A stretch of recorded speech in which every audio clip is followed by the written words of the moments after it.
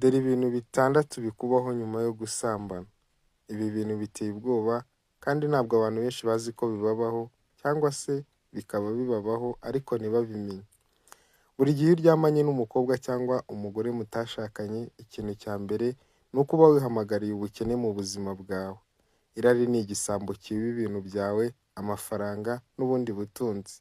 Iyo urigira wishyura amafaranga menshi ahantu hatandukanye, amatara, siporo, hoteli n'ibindi.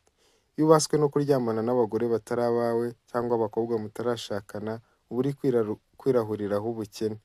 Niba ubikora, menya ko uko usambana ariko ubutunzi waruhiye burimo kuyoyoka ku byishimo by'akanya gato. Bagabo namwe basore, mwirinde ubusambanyi.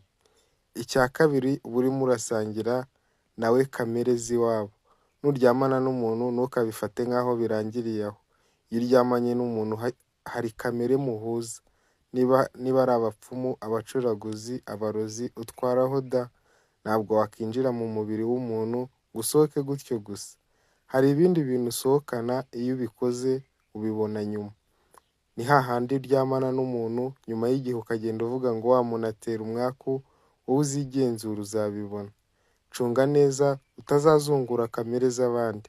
Ahanini uzacunge neza iyo umaze kuryamana n'umuntu mutashyingiranywe, utangira kwiyumvira, kuriya kwiyumvira ntabwo kuba kuri ku busa. Niba wajyaga ubikora ihane ubireke. Ikintu cya gatatu kibi iyo uryamanye n'umuntu mutashakanye, ntabwo biba birangiriye aho. Niba ugiye guca inyuma uwo mwashakanye cyangwa umukunzi wawe, jya umenya ko uri gushyira ubuzima bwawe mu kaga. Ushobora kuhandurira indwara zidakira zirimo sida, imitezi, mburugu n'izindi. N'iyo bitakubaho uba ufite umutima uhagaze cyangwa ukajya urota inzozi mbi, cyangwa ukaba ufite ubwoba bw'uko bari bugufate, bw'uko uwo uri guca inyuma ari bugufate. Nuramuka ufashwe uzahita utakaza agaciro kawe, abantu bajye bagusuzugura n'abakwizeraga babireke. Niba ujya uca inyuma uwo mwashakanye cyangwa umukunzi wawe, bireke wishyire icyerekezo cyawe ku iherezo, batazanakurogera muri ibyo bintu.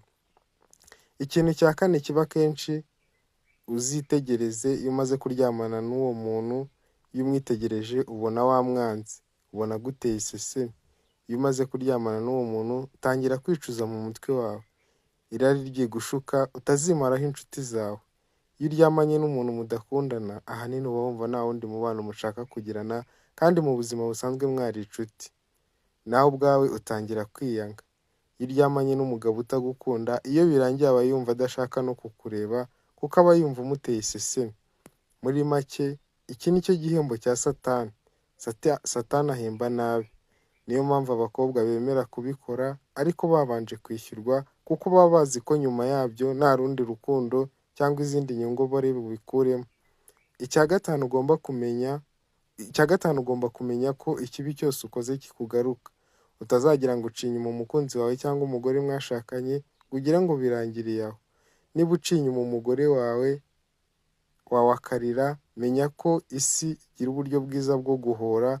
Witonde kuko ibi nubigenzura neza uzasanga ari ukuri. Niba ugiye gukora amakosa rero, hama hamwe uhangane n'ingaruka uzahura nazo. Ikintu cya gatandatu ari nacyo cya nyuma mu byo twabateguriye, ikizakubaho ni uko uzatandukana n'Imana. Icyaha n'ikibi kigutandukanya n'Imana. Niba wakundaga gusenga, utangira gutinya kujya imbere y'Imana kuko buri wese atinya kubeshya Imana. Abasambanyi ahanini babura amahoro kubera icyaha cyo gusambana. Niba ukora ibi bintu ukaba ushaka gukomeza kugirana ubusabane n'Imana, ihane ubireke. Nta cyiza kibibamo. Utazanagwa muri ibi bintu. Hari benshi bagiye bapfa bari gusambana, hari abaguye mu bisambu tuzi, hari n'ubundi buhamya bwinshi bugiye bubivuga. Bagabo, bagore, basore, namwe nkumi, mumenye kugenzura amarari yanyu.